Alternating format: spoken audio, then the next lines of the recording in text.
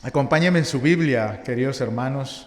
Vamos a leer la palabra que vamos a predicar en el día de hoy, en la segunda carta de Pablo a los Corintios, capítulo 8, y vamos a leer desde el versículo 16 hasta el versículo 15 del capítulo 9. Segunda de Corintios, capítulo 8, versículo 16. Y dice así la palabra del Señor: Pero gracias a Dios que pone la misma solicitud por vosotros en el corazón de Tito. Pues él no solo aceptó nuestro ruego, sino que siendo de por sí muy diligente, ha ido a vosotros por su propia voluntad. Y junto con él hemos enviado al hermano cuya fama en las cosas del Evangelio se ha divulgado por todas las iglesias. Y no solo esto, sino que también ha sido designado por las iglesias como nuestro compañero de viaje en esta obra de gracia, la cual es administrada por nosotros por la gloria del Señor mismo y para manifestar nuestra buena voluntad. Teniendo cuidado de que nadie nos desacredite en esta generosa ofrenda administrada por nosotros, pues nos preocupamos por lo que es honrado, no solo ante los ojos del Señor, sino también ante los ojos de los hombres. Y con ellos hemos enviado a nuestro hermano, de quien hemos comprobado con frecuencia que fue diligente en muchas cosas, pero que ahora es mucho más diligente debido a la gran confianza que tiene en vosotros. En cuanto a Tito, es mi compañero y colaborador entre vosotros. En cuanto a nuestros hermanos, son mensajeros de las iglesias y gloria de Cristo. Por tanto, mostradles abiertamente ante las iglesias la prueba de vuestro amor y de nuestra razón para jactarnos con respecto a vosotros. Porque me es por demás escribiros acerca de este servicio a los santos, pues conozco vuestra buena disposición, de la que me glorío por vosotros ante los macedonios, es decir, que Acaya haya estado preparada desde el año pasado, y vuestro celo ha estimulado a la mayoría de ellos. Pero he enviado a los hermanos para que nuestra jactancia acerca de vosotros no sea hecha vana en este caso, a fin de que, como decía, estéis preparados, no sea que algunos macedonios vayan conmigo y os encuentren desprevenidos, y nosotros, por no decir vosotros, seamos avergonzados por esta confianza. Así que creí necesario exhortar a los hermanos a que se adelantaran en ir a vosotros y prepararan de antemano vuestra generosa ofrenda, ya prometida, para que la misma estuviera lista como ofrenda generosa y no como por codicia. Pero esto digo: el que siembra escasamente, escasamente también segará, y el que siembra abundantemente, abundantemente también segará. Que cada uno dé como propuso en su corazón, no de mala gana ni por obligación, porque Dios ama al dador alegre. Y Dios puede hacer que toda gracia abunde para vosotros, a fin de que teniendo siempre todo lo suficiente en todas las cosas, abundéis para toda buena obra, como está escrito. Él esparció, dio a los pobres, su justicia permanece para siempre. Y el que suministra semilla al sembrador y pan para su alimento, suplirá y multiplicará vuestra sementera y aumentará la siega de vuestra justicia. Seréis enriquecidos en todo para toda liberalidad, la cual por medio de nosotros produce acción de gracias a Dios. Porque la administración de este servicio no solo suple con plenitud lo que falta a los santos, sino que también abunda a través de muchas acciones de gracias a Dios. Por la prueba dada por esta administración, glorificarán a Dios por vuestra obediencia a vuestra confesión del Evangelio de Cristo y por la liberalidad de vuestra contribución para ellos y para todos, mientras que también ellos, mediante la oración a vuestro favor, demuestran su anhelo por vosotros debido a la sobreabundante gracia de Dios en vosotros. Gracias a Dios por su don inefable. Es bastante interesante que nosotros en la iglesia no solemos predicar sobre la ofrenda, ya llevamos 2 domingos hablando de la ofrenda. Esta es la ventaja de predicar en series, mis queridos hermanos, que lo que tocó, tocó. Entonces tocó repetir otra predicación sobre las ofrendas. Y es muy interesante, hermanos, yo no sé si usted ve televisión o no, o si usted ve las plataformas que están de moda, pero estas plataformas televisivas en los últimos años tienen una tendencia general y es realizar documentales. Y la mayoría de los documentales lo que hacen es destapar los abusos que se están realizando en el mundo, especialmente abusos que realizan sectas y grupos religiosos. Yo no sé si usted ha visto eso recientemente o en los últimos años. Y es curioso porque el año pasado, justamente Netflix estrenó una serie que se llama How to Become a Cult Leader, cómo ser un líder de culto. Y por curiosidad estuve viendo la serie y claro, la serie es un poco orienta a las personas a llevar un manual para convertirse en líder de una secta. Entonces te muestran en los capítulos que tiene, te hablan de uno que hizo X cosa y entonces cómo lo logró. Y entonces te dan los tips para que tú te conviertas en una persona como esa. Y luego te hablan de otro y te dan los tips para que esa persona, cómo hizo esa persona para llegar a controlar a otras personas. Y entonces hacen como un manual, ¿no? Para que nosotros lleguemos también a convertirnos en ese tipo de líderes. Y es curioso que estos líderes de los que habla esta serie obtuvieron un amor incondicional de todos sus seguidores y lograron controlar la mente, el cuerpo y el dinero de todos ellos. Y esto obviamente derivó en explotación sexual, derivó también en una explotación financiera y en algunos casos llegaron a un suicidio colectivo. Desafortunadamente, hermanos, no es una serie de ficción. O sea, está todo basado en hechos reales. Y esta serie, y como algunas otras, ha causado un efecto grande en todos los creyentes, en los cuales produce indignación.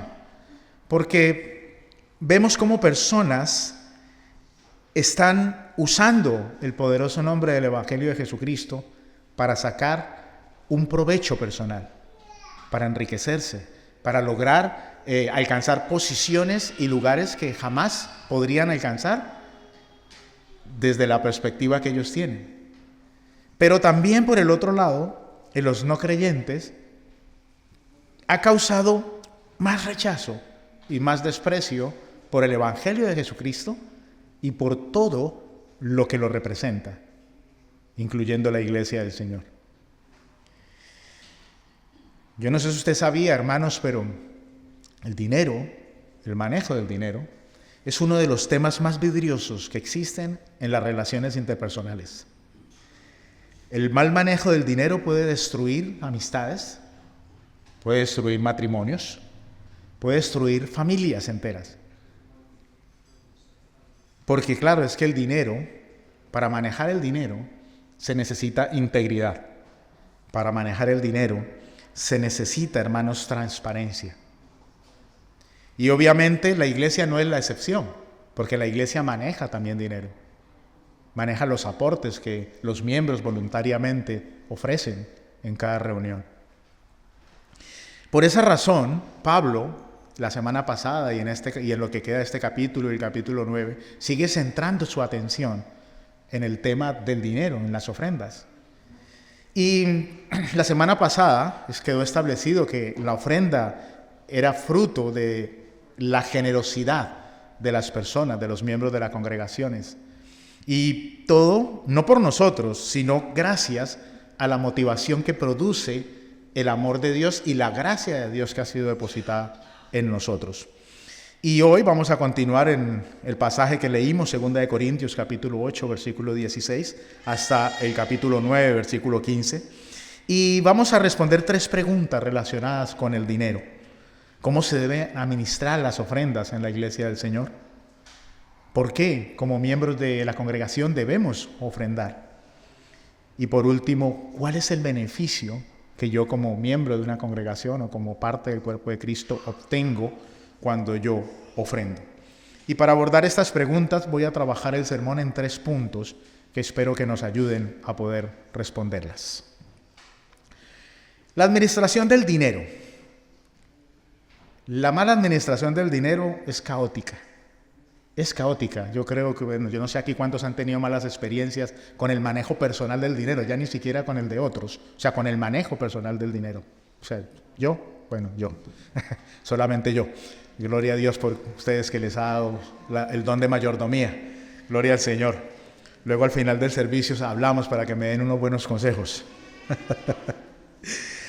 Es un tema delicado el manejo de los dineros en las familias, en cualquier lugar, en las empresas, aquellos que trabajan en finanzas, que trabajan con dinero de otras personas. Es bastante delicado y más en la iglesia. Y en los últimos tiempos, o yo creo que de siempre, sino que últimamente se habla mucho, ha traído mucha controversia a la iglesia por el manejo que se le da.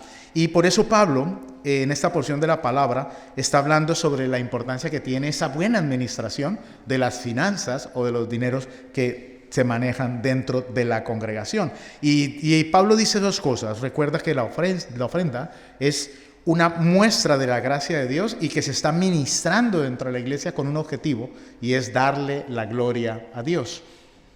Y lo hacemos por nuestra voluntad. O sea, nadie está obligado a ofrendar, nadie está obligado a dar voluntariamente, por eso se llama voluntario, dar tu dinero a la iglesia.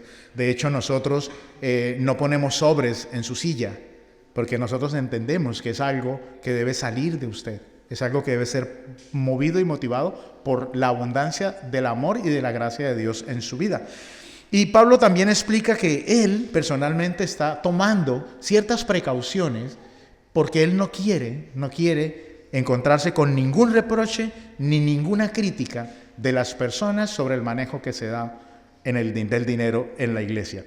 Y nos habla de varios principios que se deben establecer en las iglesias a la hora de administrar el dinero. Pablo nos habla de, por ejemplo, que se debe encargar de la administración del dinero varias personas, o sea, no una sola, sino varias personas. Y en el versículo 16 y 17 Pablo nos dice que envió a Tito, pero luego dice que envió a un segundo hermano, y luego nos dice que envió a un tercero. O sea, él no mandó solamente a Tito y le dijo, mira, esta es la ofrenda que se ha recogido para Judea, coge el dinero y llévatelo. Sino que le dijo, Tito, esta es la ofrenda que se recogió, ¿sí? Llévala, pero te van a acompañar 2 hermanos, ¿sí? Y algo importante es que él se excluye de ese manejo. Él no dice, yo voy a ir contigo, sino que él se mantiene al margen y manda a otras personas porque él se quiere asegurar que nadie dude de su integridad como pastor o como líder de la congregación. Lo segundo que nos dice es que las personas que manejan el dinero deben tener unas cualidades. O sea, no cualquier persona debe estar al frente o debe manejar los recursos de la iglesia. Y nos dice que estas personas, primero lo deben de hacer de forma voluntaria. O sea, nos dice que él habló con Tito, pero Tito voluntariamente dijo, sí, yo voy. O sea, no lo mandaron, no lo llevaron obligadamente. Igual pasó con los otros 2 hermanos. Eran personas diligentes y celosas de las cosas de Dios. Aparte de ocuparse de ese buen manejo, entendían que la intención con el trabajo que iban a hacer de llevar esos recursos hasta Corinto era honrar a Dios, darle la gloria a Dios. También nos dice Pablo que estos hermanos eran conocidos y respetados por la comunidad. Eso es un punto muy importante, hermanos, porque los hermanos que manejan las finanzas de nuestra iglesia y de cualquier iglesia deben tener buena reputación, deben tener un buen testimonio. Si nosotros conocemos un hermano que está, por ejemplo, luchando con un problema de ludopatía, tiene una inclinación hacia los juegos, ¿usted cree que le podemos confiar los dineros de la iglesia? Yo creería que no, ¿cierto? Entonces el testimonio, hermanos, es importante. Nosotros debemos conocer a las personas que lo hacen. Y también es importante que Pablo dice que las iglesias participaron en el nombramiento de estas personas que iban a llevar la ofrenda. En nuestro contexto, nosotros tenemos que estar seguros que las personas que manejan las finanzas de nuestra iglesia tienen la confianza de la comunidad. que son personas conocidas, y se hace con total transparencia, hermanos. Si usted no sabe quién lleva las finanzas en la iglesia, acérquese y pregunte. Pregunte, porque hay total libertad y hay total transparencia. Y si usted quiere saber qué se hace con las finanzas en la iglesia, acérquese, hermano. Pregunte. Hay libros, hay todo un proceso que se lleva a cabo. Lo tercero que dice Pablo es que estas personas deben tener en mente los propósitos de la buena administración. Y nos dice que la administración de los recursos son para la gloria de Dios, porque si las ofrendas, como pasa en algunas iglesias, están mal administradas, entonces el nombre de Dios va a ser blasfemado. Y entonces no dicen el pastor fulano de tal, sino que todos los pastores roban. Todos los pastores se enriquecen a costillas de las ovejas. O yo no sé si solamente yo he escuchado eso, ¿sí? Yo recuerdo, aquí vino un misionero, aquí a Inglaterra, y cuando estaba predicando la palabra en la calle, le dijeron, usted es pastor. Pues llegó tarde porque todo el dinero de Inglaterra ya se lo robaron. Ya, usted llegó, ya Inglaterra está pelada, está sin dinero. Ya vinieron otros pastores y ya ellos están ricos. Usted va a ser un pastor pobre. Porque esa es la idea y la imagen que tienen las personas por las malas experiencias que han tenido con otros lugares. También nos dice que es para mostrar la buena voluntad de los donantes. Tiene que, hermanos, como yo decía, tiene que haber buena voluntad. Tiene que ser voluntario, hermanos. Nosotros no podemos obligar a las personas. Y si alguien a usted lo está coaccionando para dar, hermanos, no es una buena motivación. No es una buena motivación. También tenemos que evitar la crítica. Como decía, hay muchas personas allá afuera que critican las iglesias. Y no las critican por la palabra que se predica, que debería ser lo ideal. Que digan, no, en esa iglesia no me gusta porque en esa iglesia no se predica la palabra, sino que el punto es, no me gusta esa iglesia porque allí piden dinero. No me gusta esa iglesia porque cuando yo llego inmediatamente me entregan un sobre. Yo me siento y encuentro sobres de 3 colores. Perdona, se ríen porque parece que lo han visto, ¿no? Y entonces las personas por quedar bien, entonces no, a mí deme un sobre platino, porque yo no quiero uno ni de plata ni de oro, yo quiero uno platino, porque mi ofrenda tiene que rechinar cuando... Hermanos, eso es manipulación, hermanos. Como yo decía, a nosotros como pastores, nosotros no tenemos por costumbre pararnos aquí en este lugar a hablar de las ofrendas. No tenemos por costumbre, y las personas que llevan aquí, quizás usted ha venido por primera vez el domingo pasado y dirá, bueno, llevo aquí 2 domingos y están hablando de lo mismo. Esas son las causalidades del Señor, benditas casualidades. Pero nosotros no tenemos por costumbre hablar de esto, pero como tocó la serie, toca hacerlo. Toca hacerlo. Y el nombrar personas, hermanos, evita que surjan acusaciones en contra de los pastores. Nosotros los pastores, nosotros no manejamos las finanzas para la gloria del Señor. Se deben hacer honradamente. Y el objetivo de Pablo es que todas las personas que están involucradas en la administración puedan ser personas que puedan demostrar una intachabilidad en su manejo. Que tengan vidas intachables, que nadie pueda hablar mal de esas personas. Son requisitos que se requieren para el servicio. Y por eso Pablo en el versículo 20 y versículo 21 dice, teniendo cuidado de que nadie nos desacredite en esta generosa ofrenda administrada por nosotros, pues nos preocupamos por lo que es honrado, no solo ante los ojos de Dios, sino también ante los ojos de los hombres. Porque a veces usted puede pensar, no, bueno, yo mientras que esté bien con Dios, pero hermanos, no podemos ser criticados tampoco por los hombres. Tenemos que estar bien tanto con Dios como con los hombres. Y por eso ningún líder se debe sentir ofendido si alguien, algún miembro o alguna persona le pide cuentas por los recursos económicos y financieros de la congregación. No debe haber ningún tipo de ofensa, antes al contrario. Para mí personalmente como pastor, es un gusto cuando las personas vienen a preguntar, ¿qué se hace con las finanzas? Todos los creyentes, no solamente los que administran las ofrendas, estamos llamados a vivir vidas claras delante del Señor, unas vidas correctas. Por lo tanto, hermanos, todos, ahora no vayan a salir de aquí diciendo, bueno, yo como no administro las ofrendas, entonces yo puedo hacerlo. No, todos estamos llamados a llevar una vida que contribuya al elogio de Dios, o sea, que honre a Dios, y que contribuya a la buena reputación, tanto suya como de la iglesia. Nosotros como iglesia, hermanos, yo creo que vale la pena mencionarlo, nosotros tenemos un proceso, como yo decía hace un momento, y algunas personas que participan del proceso lo saben. O sea, nosotros recogemos las ofrendas voluntariamente y luego 2 personas, o sea, se van aparte y contabilizan esas ofrendas, ¿sí? Cuentan el dinero que se ha recogido y hacen un reporte, un informe por escrito, el cual lo firman esas 2 personas.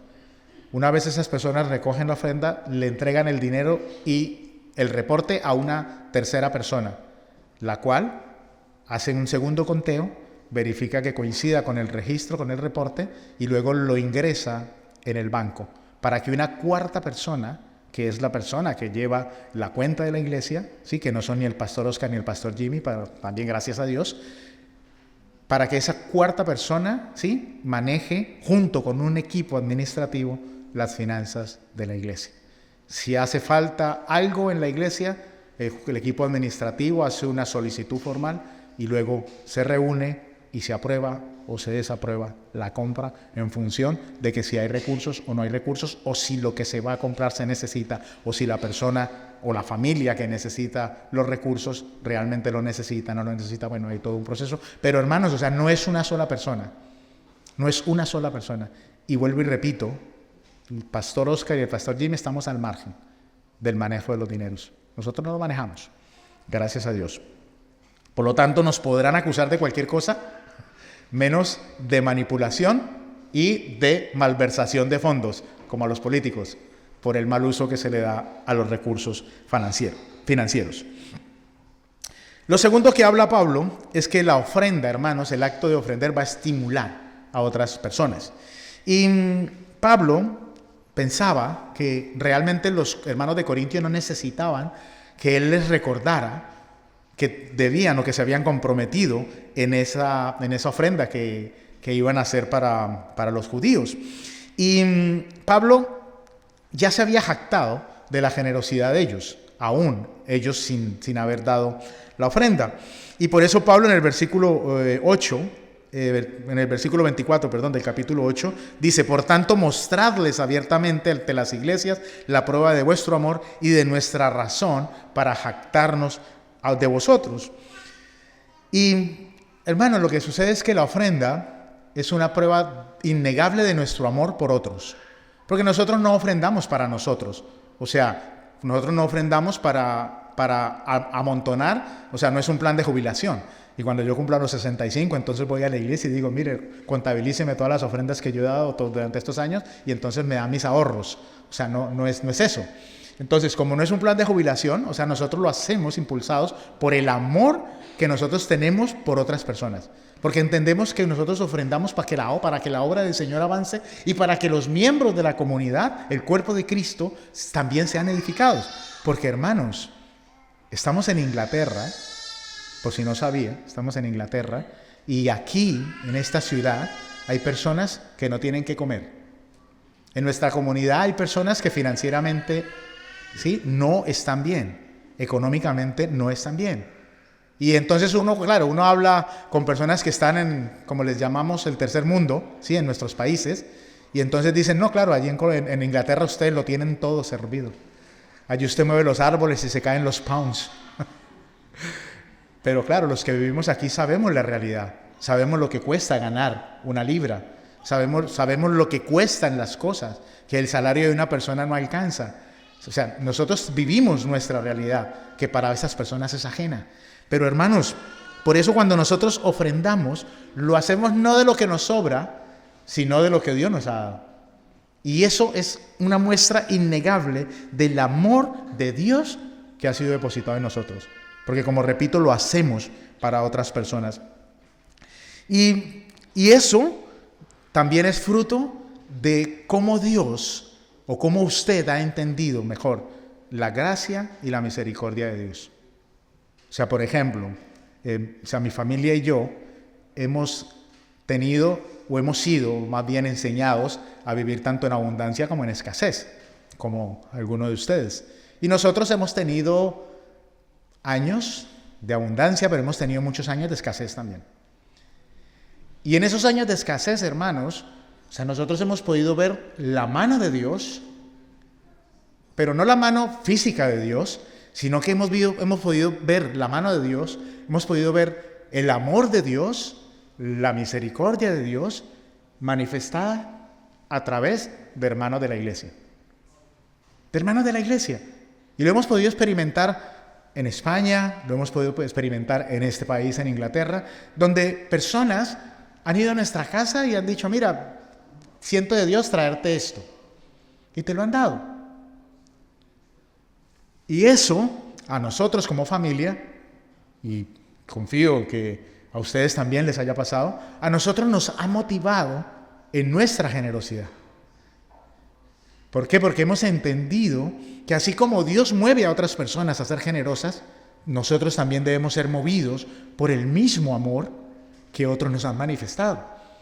Entonces, por eso, hermanos, para nosotros, para mí, para mi esposa, para mi hija, para nosotros no es cargoso ser generosos, ayudar a cualquier persona. No es cargoso. Y en ocasiones hemos tenido que sacar de lo que no tenemos para darle a otros, pero lo hacemos con amor. Porque entendemos que es a lo que Dios nos ha llamado como cuerpo de Cristo. Ser la extensión del amor de Dios a las personas que están allí, lo conozcan o no lo conozcan. O no lo conozcan. Cuando usted va por la calle, hermanos, entra a un supermercado, usted ve una persona allí sentada pidiendo, usted le ofrece algo, usted le dice, yo voy a entrar al supermercado, ¿quieres que te traiga un sándwich con una bebida? O usted pasa derecho como pasaría cualquier otra persona. Hermanos, tenemos que ser generosos. La generosidad brota de ese amor que hemos recibido de parte de Dios. En el versículo 5, Pablo dice, así que creí necesario exhortar a los hermanos a que se adelantaran en ir a vosotros y prepararan de antemano vuestra generosa ofrenda ya prometida, para que la misma estuviera lista como ofrenda generosa y no como por codicia. Pablo envió a Tito y a los otros hermanos a llevar la ofrenda, pero también a motivar a los corintios, a estimularlos para que participaran también de esa ofrenda. Porque participar de la ofrenda, hermanos, tiene un beneficio espiritual para nosotros. Ellos ya sabían cómo tenían que recoger la ofrenda, porque ya ellos habían recibido la primera carta. Sí, lo vimos nosotros en el capítulo 16 de la primera carta, la cual no voy a nombrar ahora. Pero Pablo quería que los hermanos no tuvieran excusa cuando Tito y la comitiva llegara, sino que pudiese encontrar que ellos habían entendido la gracia de Dios y que habían entendido el compromiso que habían hecho. Entonces, cuando ese comité de finanzas llegara, no pareciera como que los estaban obligando a hacerlo, sino que cuando ellos llegaran ya estuviese la ofrenda recogida. Dios nos mostró, hermanos, la mayor generosidad. Dios ha sido tan generoso con nosotros, yo no sé si con ustedes, pero yo hablo por mí. O sea, ha sido tan generoso que cualquier cosa que nosotros hagamos por Él, nos quedamos cortos, es insuficiente. Cualquier cosa que nosotros hagamos por otro hermano es insuficiente. Pero como leía el hermano Wilmar, usted y yo estábamos muertos, hermanos, muertos. Estábamos en una condición de miseria. Pero aún así, en la peor condición en la que usted y yo nos encontrábamos, Dios fijó sus ojos en nosotros. Nos miró,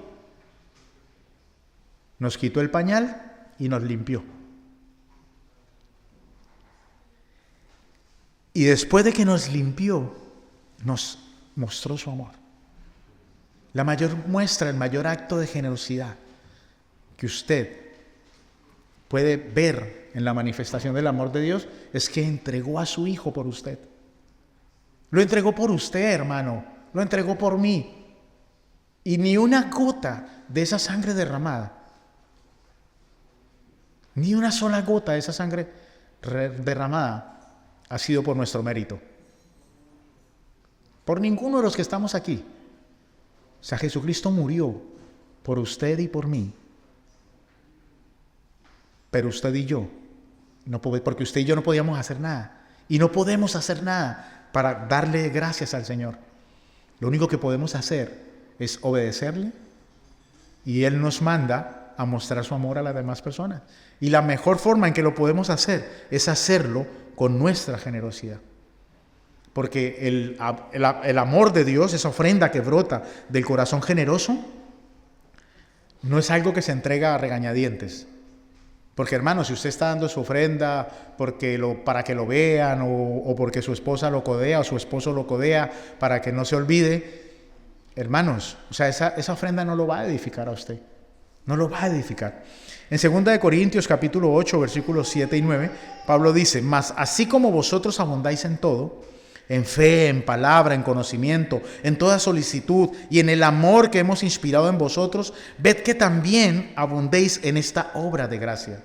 No digo esto como un mandamiento, sino para probar por la solicitud de otros también la sinceridad de vuestro amor. Porque conocéis la gracia de nuestro Señor Jesucristo, que siendo rico, sin embargo, por amor a vosotros, se hizo pobre, para que vosotros, por medio de su pobreza, llegarais a ser ricos. Nuestro mayor incentivo, hermanos, para ofrendar es que ella agrade al Señor. No que agrade a los pastores. Nosotros no vemos los libros, nosotros no sabemos si usted ofrenda o no ofrenda. A nosotros no nos tiene que agradar, hermanos. Deben agradar a Dios. Y sabiendo que el practicar nuestra ofrenda estimula a otras personas. No quiere decir, hermanos, que nosotros tenemos que dar y tenemos que pregonárselo a todo el mundo. No, no es eso. Lo que pasa es que el motivo no es hacer alarde, sino que el motivo es participar. Y que otros, al ver nuestra participación, también participen.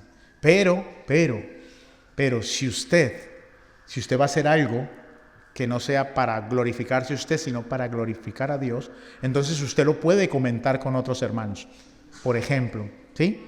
El hermano X está en una situación económica difícil, entonces me gustaría, hermano, que nos juntáramos 4 o 5 o 6 hermanos y recogiésemos una ofrenda, un dinero entre nosotros para ayudarle, ¿sí? Yo voy a poner 50 libras o voy a poner 100 libras. O sea, usted no está diciendo que va a poner 100 libras para ayudar al hermano por jactarse o por vanagloriarse o para que vean que usted es el que más pone, sino que lo está haciendo para que las otras personas se animen, se motiven y puedan también entender la necesidad del hermano y puedan también ayudar. Entonces, en ese caso, o sea, sí es bueno que uno pueda decirle a las otras personas lo que uno está haciendo. Pero cuando es para el Señor, cuando es en la ofrenda pública, o sea, el hecho de que nosotros pasemos la canasta no lo hacemos para que usted se sienta obligado. O sea, si usted no quiere dar, no dé. Si usted lo quiere hacer por transferencia bancaria, hágalo por transferencia bancaria. Si usted quiere al final, luego ir donde los hermanos y decir, yo no quiero que me vean dando, entonces yo lo voy a... O sea, hágalo como usted se sienta más cómodo, hermano. Pero nosotros no lo hacemos para coaccionarlo. Lo hacemos porque es la forma en que hemos decidido como iglesia hacerlo. ¿Sí? Nuestra iglesia Interlondres apoya generosamente otros proyectos, otros ministerios. Y nosotros estamos convencidos que cuando nosotros apoyamos a misioneros, ¿sí? Otras iglesias, cuando se dan cuenta que nosotros como iglesia apoyamos misioneros, ¿sí? También nos han pedido información del misionero o de la persona para apoyarlos. Lo hacemos tanto individual como colectivamente como iglesia. Apoyar a otras personas que están sirviendo. Porque, hermano, lo que nosotros aportamos para ayudar a personas que están sirviendo al Señor, que están quizás en países donde no tienen acceso a muchas situaciones, hermano, eso también es una forma de que el reino del Señor siga creciendo. Y eso inspira a que otros también hagan lo mismo. Apoyamos a familias en necesidad, como decía hace un momento, dentro de nuestra comunidad. Y la convicción nuestra es que esa familia que ha sido ayudada, ¿sí? Pueda entender, así como yo lo he entendido y con mi familia, pueda entender la extensión del amor y la misericordia de Dios, mostrada a través del amor de los hermanos. Y cuando esa persona o esa familia ve que alrededor hay una necesidad, entonces también va a ser movida en generosidad porque ella ya la ha experimentado. Entonces esa es una de las razones por las cuales nosotros también apoyamos a las familias de la comunidad. Y por último, hermanos, debemos saber también que somos ejemplo para nuestras familias. Nosotros no podemos pedirle a nuestros hijos que hagan algo que nosotros no hacemos. Nuestros hijos deben ver que nosotros somos generosos. Nuestros hijos deben ver que nosotros mostramos el amor de Dios hacia las otras personas. Nuestros hijos deben entender que cuando nosotros aportamos a un ministerio, a una familia o a alguien, cuando nosotros damos una ofrenda para alguna cosa o para el Señor, lo hacemos por amor y no lo hacemos por obligación, ni mucho menos para obtener un beneficio propio. Y de eso va el tercer punto. O sea, ¿qué beneficio entonces tiene ofrendar? Pablo dice que debe ser generosa, no por codicia. Pero en el versículo 6, Pablo usa una metáfora y dice: el que siembra escasamente, escasamente también segará, y el que siembra abundantemente, abundantemente también segará. Y yo no sé cuántos de aquí han escuchado alguna vez ese versículo. Pero no sé si lo he escuchado en el contexto, pero es como, hermano, si usted pone 1,000, usted recibirá 2,000 o 10,000. Y si usted pone 10,000, usted va a recibir 100,000. Si usted no puso nada, entonces, hermano, o usted no tiene fe o usted no va a recibir nada. Porque lo que usted siembre, eso va a recoger. Si usted siembra monedas, usted va a recoger monedas. Yo no sé si solamente yo lo he escuchado alguna vez, pero hermanos, eso es lo que hay por allí. Y desafortunadamente bastante. Lo que el hombre sembrare va a recoger. Pues yo quiero recoger billetes, ¿qué tengo que sembrar? Billetes. De esas monedas sonoras, como les llaman algunos pastores, yo no quiero. Hermanos, no. O sea, Pablo no está hablando de eso. Y Pablo, por eso a mí me encanta la Biblia, porque la Biblia no esconde nada, y Pablo usa una imagen muy sencilla para que los oyentes y los lectores de su carta entiendan de qué está hablando él. Esto no es una fórmula mágica, hermanos. No es una fórmula mágica donde 2 más 2 son 4 y yo pongo 2 y luego cosecho 4, o sea, no es exponencial. Esto no es una pirámide. Pablo dice, en la agricultura, para cosechar hay que sembrar. O sea, nadie puede cosechar, naturalmente hablando, para poder sembrar. Y Pablo le dice a los hermanos, es que el dador, ¿sí?, la persona que está dando, es como un sembrador, ¿sí? Y ese sembrador debe sembrar para poder recoger. Pero ustedes, no sé si alguno de ustedes sabe o no sabe, cuando un sembrador tiene semillas para sembrar, usted piensa que ese sembrador deja la mitad de las semillas guardadas y siembra a ver si esa mitad puede cosechar y luego dice, bueno, coseché, entonces tiremos la otra mitad. No, o sea, él tira todas las semillas que tiene, o sea, todas, y él espera cosechar, pero también sabe que hay un riesgo, y es que las inclemencias del clima, que venga una helada, que venga una solana, y al final no pueda cosechar. Pero él no se reserva absolutamente nada, sino que todo lo que tiene lo da. Entonces, diferente al mundo, hermanos, el mundo en general se enriquece privando a otros de que ellos puedan alcanzar algo. O sea, es la forma como el mundo se enriquece.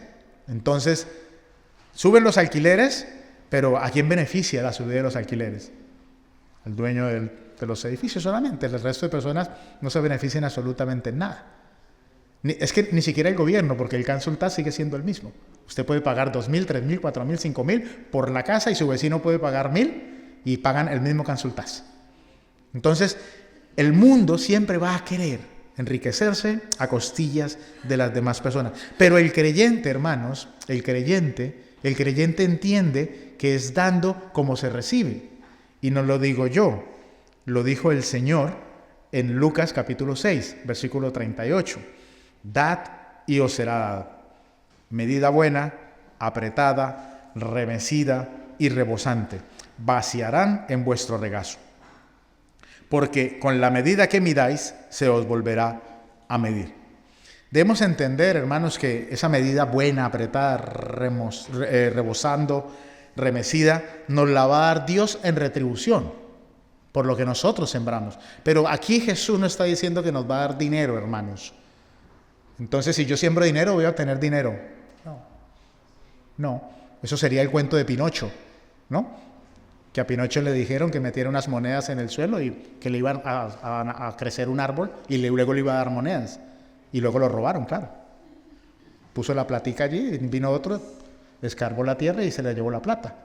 O sea, no, hermano, si usted siembra dinero, no espere recibir dinero. Yo no digo que no lo vaya a recibir, estará en la voluntad del Señor, pero no espere recibir dinero. Porque aquellos que le prometen a las demás personas con toda esta línea de la prosperidad, porque de eso funciona la prosperidad, o sea, usted tiene que sembrar dinero para recoger dinero. O sea, a nadie le dicen, siembre dinero y usted va a recoger oraciones, por ejemplo. O sea, yo eso no lo he visto en ninguna de las iglesias a las que yo he tenido la fortuna o el desagrado de ir. O sea, no le dicen eso, le dicen ponga dinero y va a recibir dinero. Y no va a recibir lo mismo que siembre, sino que usted va a recibir mucho más. Entonces, ¿a qué apelan estos oradores? A la codicia de las personas. Porque las personas no dan porque tienen el amor de Dios y quieren bendecir a otros. Dan porque quieren recibir más. Ese es el principio, hermanos. Eso es como lo venden y como la gente lo recibe. Yo doy para recibir, y si doy más, voy a recibir más y más y más. Pero, claro, al final, ¿qué pasa en estas iglesias? Que las personas abren sus carteras, vacían sus bolsillos y solo se enriquecen unos pocos. Y ustedes ven a los pastores de esas iglesias viviendo en mansiones, ¿sí? Andando en Rolls Royce, carros de lujo, en viajes constantemente, viendo la forma de comprarse un jet privado, ¿sí? Vendiendo ladrillos para construir moradas en el cielo. O sea, todas estas cosas son reales, hermano, no me las he inventado yo. Hay pastores, escuché de un pastor en Brasil que vendía terrenos en el cielo. Pero claro, el problema no era que él vendiera terrenos en el cielo, sino que había gente que se los estaba comprando. Es más preocupante aún. O sea, ¿hasta dónde llega la avaricia y la codicia de las personas? Y me imagino que vendería pues el terreno más cerca del trono del Señor, ¿no? Un precio y más lejos otro precio. Y ese es el problema del corazón humano, hermanos. Que el corazón humano, o sea, es codicioso, porque dar no es solamente lo que hacemos, sino que dar evidencia lo que nosotros somos, hermano. Lo que nosotros somos. Porque ser generoso es la evidencia de que un creyente ha entendido realmente la gracia de Dios. La gracia de Dios. Porque la generosidad debe ser la carta de presentación de cualquier creyente. De cualquier creyente. Que se nos acuse de cualquier cosa, menos de ser tacaños. Que se nos acuse de cualquier otra cosa, menos de no aportar para que el reino del Señor sea extendido. Pablo también dice que la ofrenda debe ser voluntaria y para eso dice que se debe hacer siempre con alegría y no de mala gana o por obligación o vergüenza. Sí, también dice que Dios ama al dador alegre, porque debemos dar con gozo, hermanos. He visto videos de iglesias en África donde las personas pasan danzando a traer y cantando, y digo yo, wow, cuánto gozo hay en el corazón de esas personas. Y nosotros a veces no lo pensamos. Yo lo he contado aquí y lo he contado con vergüenza, que yo en mis primeros años de cristiano yo me devolvía con el sobre de la ofrenda en el bolsillo. Me devolvía, decía, no, porque entonces mañana ¿cómo hago para eso? Y entonces, o decía, voy a dar esto y luego me iba al baño y en el baño sacaba la mitad y decía, no, solo la mitad. Y me guardaba el resto. Porque por si acaso, tengo que guardar semilla, ¿no? Por si acaso, ¿qué pasa? Hermanos, de verdad, y hay personas que lo hacen. Por eso todo debe ser planeado y planificado en la casa, como propuso en el corazón. Si usted ha propuesto dar una ofrenda, hágalo con la alegría y cumpla lo que hizo, no haga como yo, no, en eso no me imite, por favor. La actitud es muy importante y Pablo lo enfatiza, porque Dios conoce y valora nuestros corazones. Él valora las ofrendas que vienen de un corazón profundo. Lo vemos en el pasaje del Antiguo Testamento entre la ofrenda de Caín y de Abel. En Lucas 21, versículos 3 y 4, el Señor Jesús ve una viuda que era pobre Y cuando esta viuda pone su ofrenda, dice: en verdad os digo que esta viuda tan pobre echó más que todos ellos, porque todos ellos echaron en la ofrenda de lo que les sobraba, pero ella, de su pobreza, echó todo lo que tenía para vivir. Hermano, la cantidad que nosotros demos no nos hace ni más santos ni menos santos. Y como le digo, ni el pastor Oscar ni yo miramos los libros ni miramos los reportes. Entonces, yo no sé si usted da mucho o no, y eso es bueno porque así no me restringe ni me cohíbe el amor que le tengo. No me condiciona. Entonces yo a todos los amo por igual. Pero como no veo los libros, entonces aleluya, gloria al Señor. Para mí todos son iguales. Entonces no estoy condicionado por absolutamente nada que usted haga, económicamente hablando.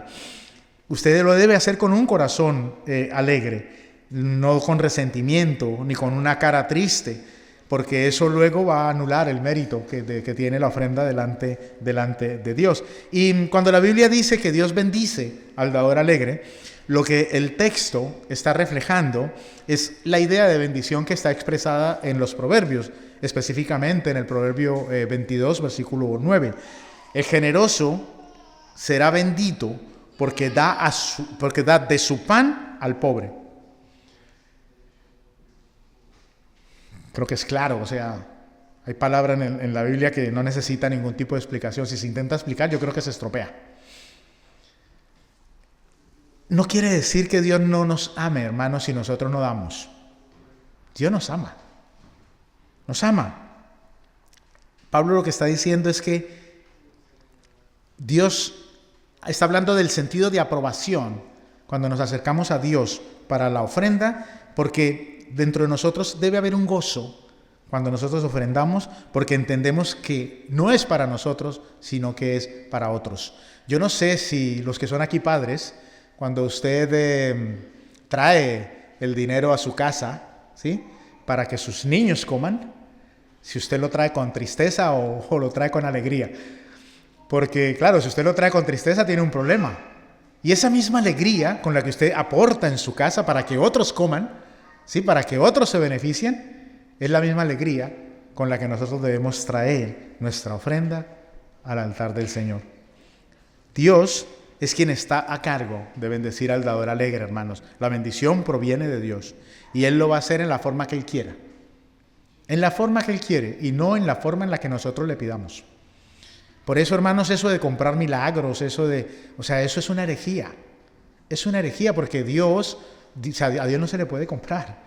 Y usted no puede gobernar sobre Dios. O sea, Dios es soberano. Dios es todopoderoso. O sea, Dios gobierna sobre usted. No usted sobre Dios. Dios no hace lo que nosotros queremos. Él es soberano. Él hace lo que quiere, con quien quiere, cuando quiere y donde quiere. Por lo tanto, hermanos, Él nos va a bendecir en la medida que Él quiera. Y una de las formas en la que Él lo va a hacer es, por ejemplo, y quizás usted puede decir, bueno, yo me esperaba más millones, pero nuestras bendiciones van a ser espirituales, por ejemplo. Vuelvo y digo, no digo que el Señor no le vaya a dar dinero. Si el Señor le place, se lo va a dar, como se lo ha dado a algunos de los que están aquí. Pero Dios nos va a hacer ricos espiritualmente.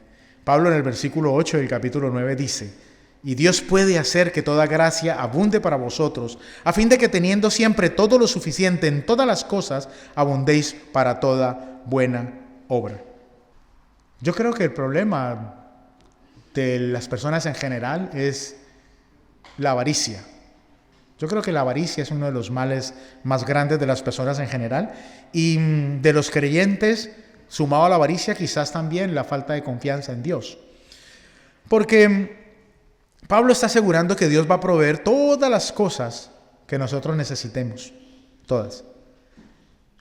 Recalca, para que siempre y en toda circunstancia tengan todo lo necesario y abunden ustedes en toda buena obra.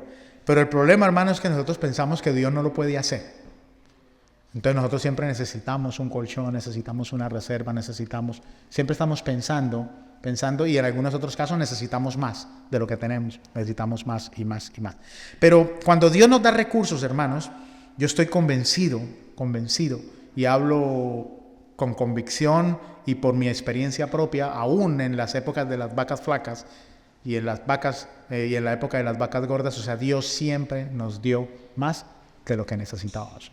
Hermanos, si no teníamos para comer, el Señor nos daba 2 y hasta 3 mercados. Y nosotros aportábamos a otras familias que también necesitaban de lo que recibíamos del Señor. No teníamos dinero para aportar, pero de lo que habíamos recibido de parte de Dios, bendecíamos a otras familias, porque el Señor nos lo daba en abundancia. Él nos da más de lo que nosotros podemos tener. Y la avaricia sale del corazón de las personas que no tienen presente o no tienen una certeza de su futuro en el Señor. Hermanos, usted y yo vamos a tener un futuro glorioso en el Señor. Y en ese futuro glorioso en la eternidad, allí no hay bancos. Por lo menos yo no he encontrado en la palabra ningún banco. Ahí no hay banco. Usted no va a poder transferir absolutamente nada de su cuenta aquí en la tierra para allá. Tampoco hay almacenes para guardarle las propiedades, ni los camiones, ni los carros, nada. Usted se va a ir, como comentábamos ayer en la reunión de hombres, con los bolsillos pelados. Y si usted tiene la fortuna de que lo entierren con una cadena de oro y un anillo, hermano, yo le aseguro que el que lo va a enterrar, se lo entierra y luego por la noche vuelve y se lo saca. No le va a dejar absolutamente nada. Y si no lo saca él, luego se lo quitan. Pero usted no se lo va a poder llevar, aquí se quedará en la tierra. Porque eso es perecedero, hermano. Entonces, ¿qué afán de acumular tesoros en la tierra? De verdad, hermanos, o sea, ¿qué afán de acumular tesoros en la tierra con tanta necesidad? ¡Wow! Gracias a Dios no lo digo yo, lo dice el Señor. Y todo eso que el Señor nos da es para que nosotros lo compartamos. Todo, hermano, aún el conocimiento que usted tiene de Él, es para que usted lo comparta, no para que se lo quede, y no para que usted se jacte y diga, yo voy a una iglesia donde se predica la palabra del Señor, teniendo amigos, hermanos y familiares que se están perdiendo porque van a otras iglesias donde los explotan. Tenemos que hablar, hermanos, todo lo que nosotros tenemos es para compartirlo con otros. El segundo beneficio es que va a traer acciones de gracias a Dios. Pablo dice en el versículo 11, seréis enriquecidos en todo para toda liberalidad, la cual por medio de nosotros produce acción de gracias a Dios, porque la administración de este servicio no solo suple con plenitud lo que faltaba a los santos, sino que también sobreabunda a través de muchas acciones de gracias a Dios. Dar a los demás, hermanos, va a promover y va a motivar a que otras personas le den la gloria y las gracias a Dios, así como lo hice yo con mi familia y como lo hacen muchos de ustedes. Cuando usted recibe algo, usted no le da las gracias a la persona usted le da las gracias a la persona que se lo trajo, pero usted le da la gloria a Dios. La gloria a Dios, porque esa persona, hermanos, yo le aseguro que esa persona no se lo trajo porque él quería. Porque el corazón del hombre no es así.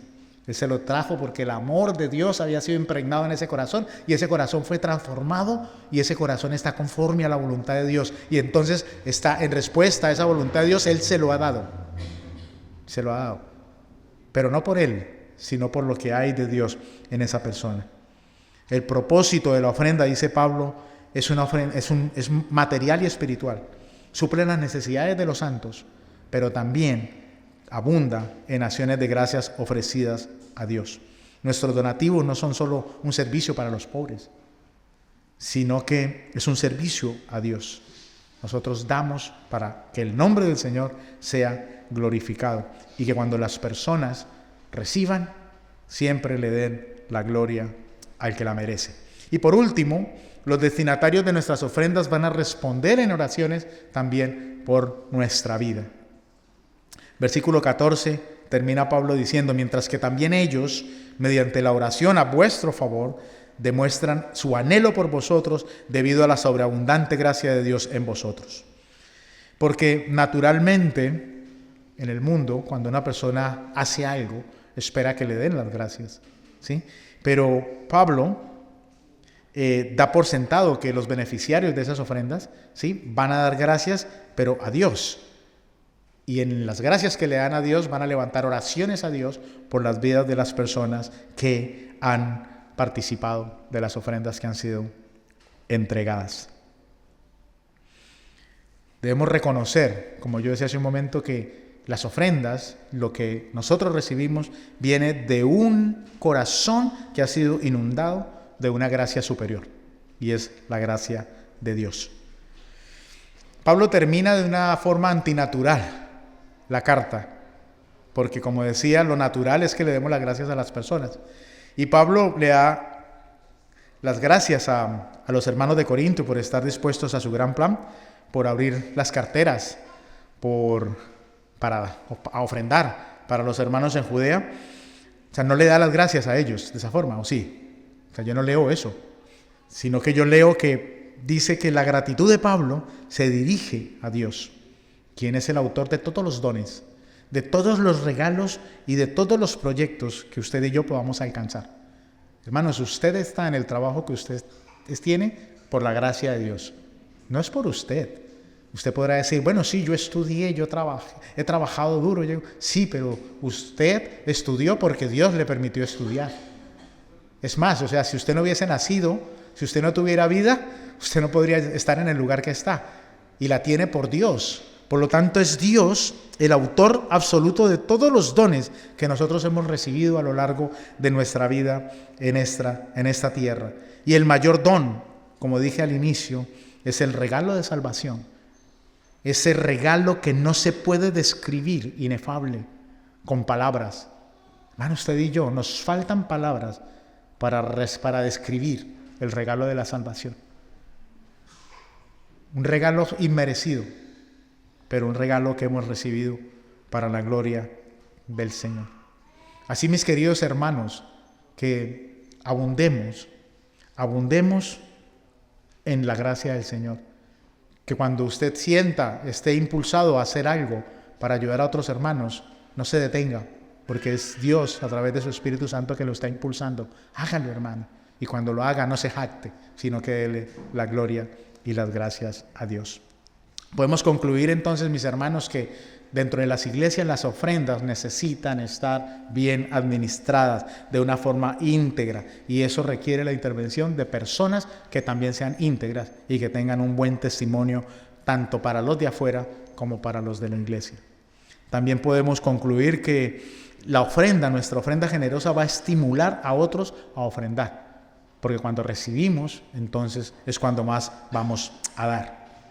Y por último, vamos a ser prosperados, hermanos, en todas las cosas, cada vez que nosotros ofrendamos. Pero grábese en su cabeza que en este día yo no he dicho que usted va a ser prosperado económicamente. Usted va a ser prosperado espiritual. Tampoco he dicho que no lo vaya a hacer. Dios sabrá. En la medida que su corazón se alinea a la voluntad de Dios, Dios le va a dar más para que usted también pueda bendecir a otros. Y esta era la palabra, hermanos, que tenía para compartir con ustedes sobre la ofrenda y la generosidad. Y yo espero y confío que usted haya podido rescatar la parte que Dios le habla